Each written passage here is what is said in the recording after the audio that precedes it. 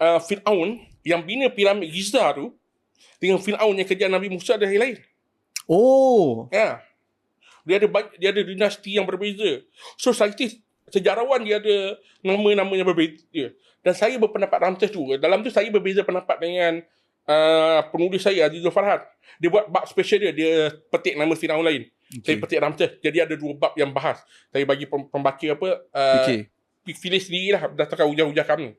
Saya bagi hujah dalam tu. Saya cakap dalam semua rekod-rekod peninggalan Ramses II, dia je Fir'aun yang mendakwa dirinya sebagai Tuhan. Oh, Fir'aun ni tak. Fir'aun lain tak ada. Ada Fir'aun yang suruh sembah Tuhan yang satu. Dia cakap sembah banyak Tuhan ni tak ada. Dia suruh sembah Tuhan satu. Dia ada Tuhan bersiri lah. Di antara apa orang cakap bahawa dia ni adalah pengasas monotheism terawal dalam sejarah. Boleh jadi and Fir'aun tu selepas Fir'aun Ramses boleh jadi dia Nabi, sebenarnya kita tak tahu lah. Sebab selepas dia mangkat, pewaris dia terus cuba hapuskan legasi dia, kembalikan balik kepada kepercayaan yang asal. So dia ada banyak Fir'aun. Jadi Fir'aun yang kerja ni Ramses II. Kita tahu Ramses II ni umurnya sangat panjang. Dikatakan bahawa dalam rekod sejarah dia tak pernah sakit. Fir'aun mana yang tak pernah sakit Allah sebut dalam Al-Quran? Faham. Dia punya angkuh dia tak pernah sakit. Tak pernah sakit. Jadi yang paling panjang usia dia 90 tahun. Kat situ dia sampai lebih kurang 80-90 tahun. Maknanya dia ada masa untuk kejar Nabi Musa, hidup bersama dengan Nabi Musa, cara logik dia, membesar bersama dengan Nabi Musa. Nabi Musa dihanyutkan dekat Sungai Nil sebelum dijumpai oleh Mahsitah. Dia ada sampai Nabi Musa membesar, pergi ke jumpa dengan anak Nabi Syuaib berkahwin sebelum kembali berdakwah.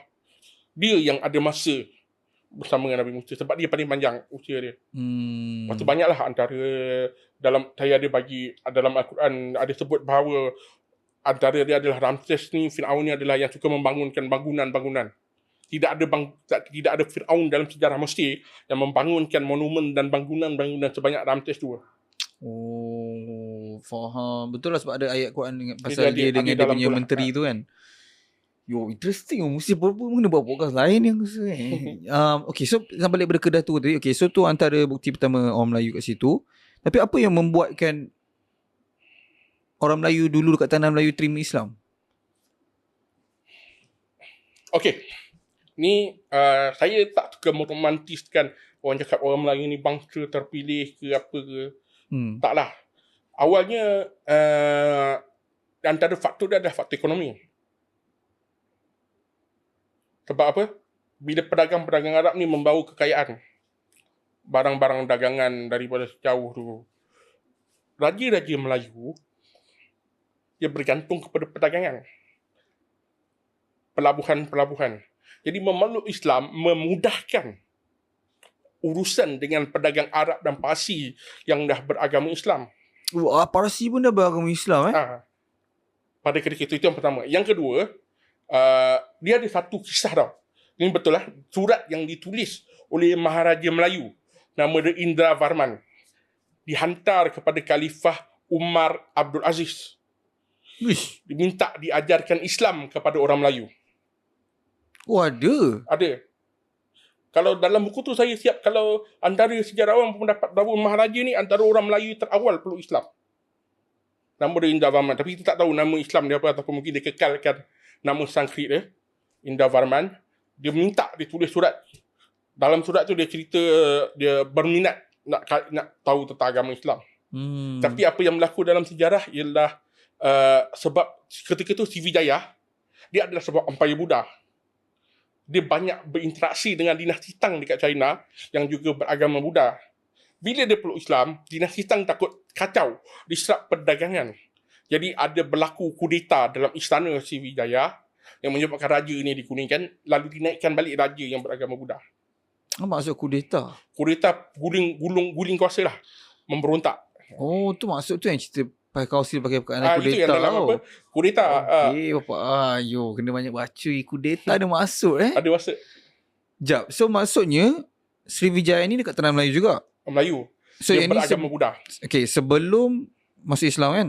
Sebelum masuk Islam. Okay, so masa ni dia beragama Buddha sebab nak jaga relationship dengan dinasti Tang? Dia Nak jaga relationship ke sebab tu? Itu lebih kepada, saya rasa tu yang lebih awal lah. Sebab contohnya macam Melaka dan sebagainya, saya pun mendapat Melaka memeluk Islam. Antara sebabnya salah satu adalah faktor perdagangan ekonomi lah yang menguatkan lagi. Dan terlebih faktor-faktor lain dan mengiringi lah daripada kekuatan ekonomi itulah yang membawa kepada mereka nak peluk Islam. Jadi selepas tu mungkin belajar agama Islam dan sebagainya. Tapi untuk Sriwijaya ni dia ada special case tentang raja yang menulis surat kepada Maharaja Indah Varman untuk diajarkan kepada orang Melayu tentang agama Islam. Okay, and masa ni tak ada bukti pun dia masuk Islam ke tak? Dia ada pendapat lah. Sebab kalau ikut buku yang saya baca, kalau Dr. Ahmad Jalani Halimi, dia tulis dalam buku dia Tamadun Bangsa Melayu terbitan Utusan Publishing. Dalam buku tu dia ada memang sebut dia sebut beberapa pendapat sejarawan lah yang berpendapat bahawa Maharaja ni peluk Islam sebelum digulingkan oleh dinasti Tang. Tapi itu hanya pendapat. Tapi yang kita tahu bahawa memang ada Maharaja Melayu Sriwijaya, dia tulis surat kepada Khalifah Umar Abdul Aziz. Tapi yang betul-betul sahih punya macam masuk Islam adalah Melaka lah, antara Melaka. Dan kita mungkin lebih awal kita ada Kedah Tua lah. Kalau ikut Hikayat Menong Mawangsa, dia ada satu Tutan Muzaffar Shah. Oh, dah Islam dah? 1000 something macam tu lah. Lepas tu kita ada batu bersurat dekat Terengganu. Islam dah ada sekurang-kurangnya 1300 tahun Masihi dekat Semenanjung. Oh, tapi kenapa yang paling famous Melaka? Lepas tu kita ada mungkin kalau dekat semua Sumatera tu, dia ada dekat Samudra Pasai. Dan Islam kalau dalam hikayat dia tentang seorang raja Samudra Pasai ni, dia mimpi jumpa Rasulullah. Kejap. So maksudnya kenapa kalau semua ni dah terbukti masa tu dah masuk Islam, walaupun masa tu Sriwijaya punya kerajaan, tapi diorang bukan macam agama rasmi Islam lah, sebab dekat Kedah Tua dia dan masih Buddha lagi. Sebab diorang terbesar. Masa tu kerajaan yang terbesar ke? Kalau ikut dalam sejarah, Sriwijaya ni saya kira lagi besar pada Melaka.